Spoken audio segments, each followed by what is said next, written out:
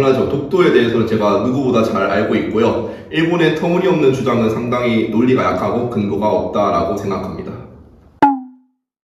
독도는 동해 남서부 쪽에 위치한 섬 또는 암초입니다. 여러가지 명칭으로도 불리지만 지금 현재는 독도는 동도와 서도를 포함해서 90개 정도의 작은 섬들로 이루어져 있고요. 울릉도에서 100길 따라 200리 정도, 정확하게 말하면 한 87.4km 정도 떨어져 있는 우리나라의 고유한 영토에 해당합니다.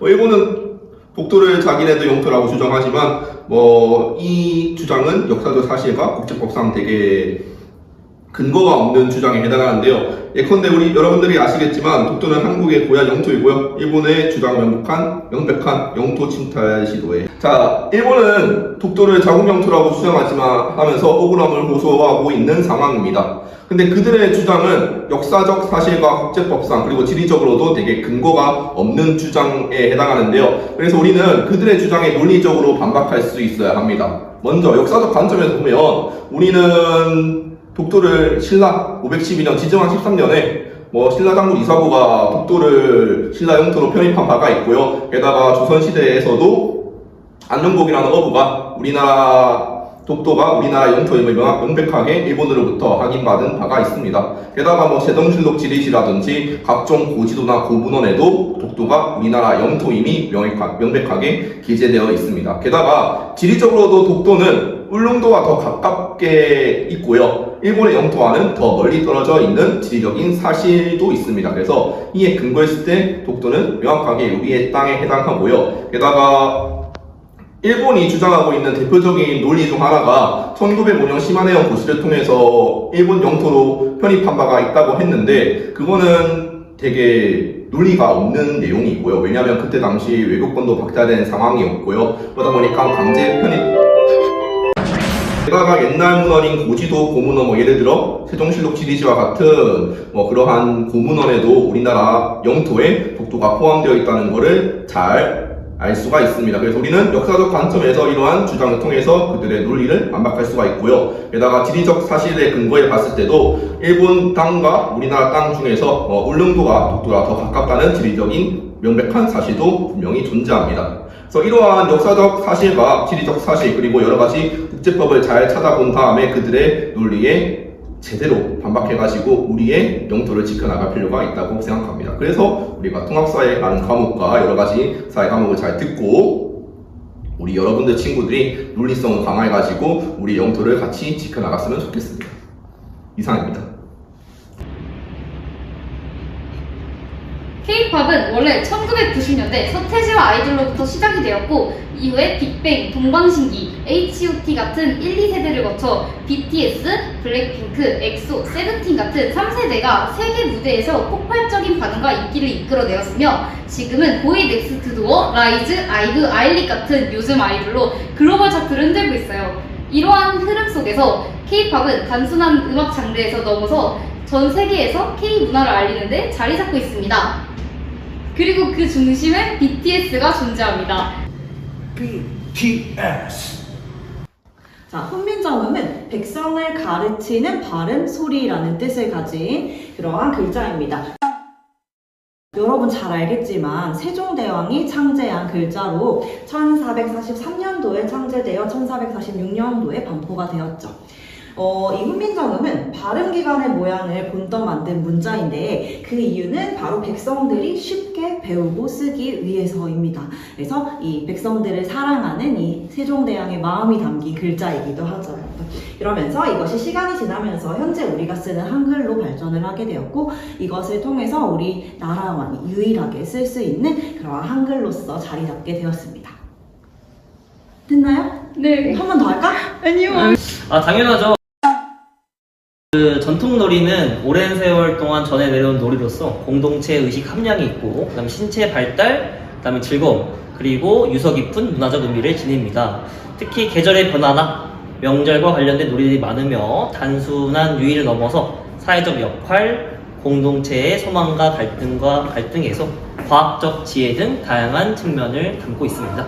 네, 우리의 전통 놀이 많이 여러분들 해줬으면 좋겠습니다. 한복 너무 좋죠. 한복에 대해 잘 알고 있습니다. 한복 특징을 알려드릴게요. 한복은 직선과 곡선이 조화된 아름다움과 활동성을 고려한 디자인, 그리고 다양한 색상과 문양으로 특징 지어집니다. 특히 여성 한복은 짧은 저고리와 넉넉한 치마가 어우러져 단정하고 우아한 느낌을 주며, 남성 한복은 바지와 저고리, 조끼, 마고자가 기본 구성입니다. 또한 한복의 여밈은 끈과 고름으로 처리하여 독특한 아름다움을 더합니다. 한복의 주요 특징은 곡선의 아름다움입니다. 다들 한 번쯤 들어보셨을 텐데요. 한복은 직선과 곡선이 조화롭게 어우러져 우아하고 유려한 실루엣을 연출합니다. 그리고 활동성을 고려한 디자인으로 활동하기 편하도록 디자인되어 있으며, 특히 조선시대에는 평민들이 편하게 입을 수 있도록 실용적인 디자인을 추구했습니다. 또한 다양한 색상과 문화가 있는데요. 한복은 다양한 색상과 문양을 사용하여 아름다움을 더했습니다. 특히 전통적으로 귀한 의미를 담은 문양들이 많이 사용되었습니다. 자, 얘들아, 우리나라 한국 전통 미나에 대해서 소개해 줄게. 미나가 뭐냐면, 미나는 조선 후기에 서민층을 중심으로 유행했던 그림이야.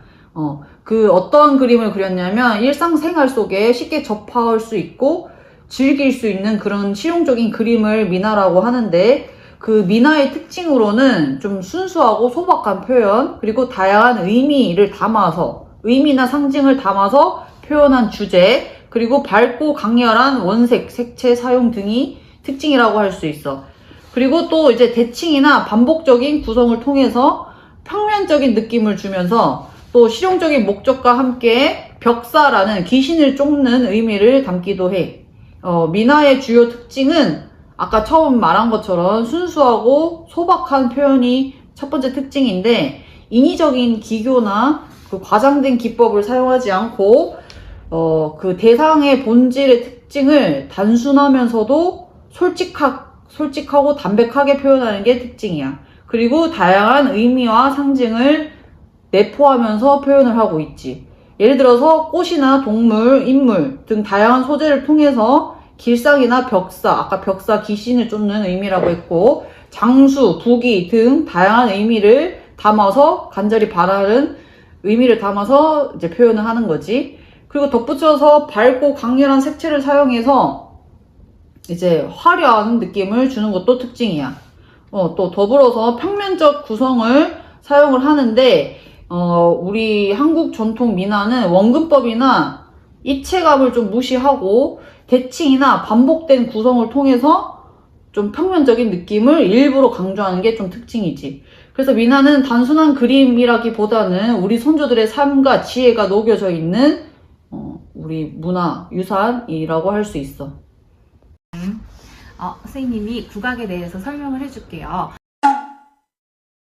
요즘에 우리나라가 K-팝이라고 해서 세계에 우리나라의 대중음악이 펼쳐진 것처럼 우리나라 국악도 K-국악이라고 하여 전 세계적으로 사람들이 관심이 많고 좋아하는 음악 중에 하나예요.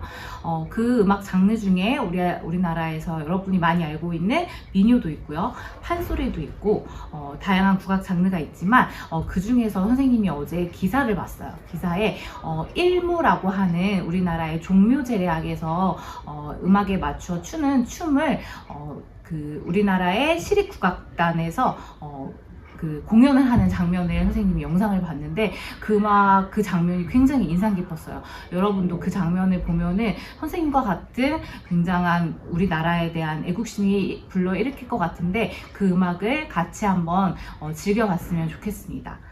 여러분이 우리나라 국악을 알고 그 다음에 자긍심을 가져야지 그 음악이 더 세계에 더 뻗쳐나갈 수 있을 거라고 생각합니다. 여러분 한번 감상해 보세요.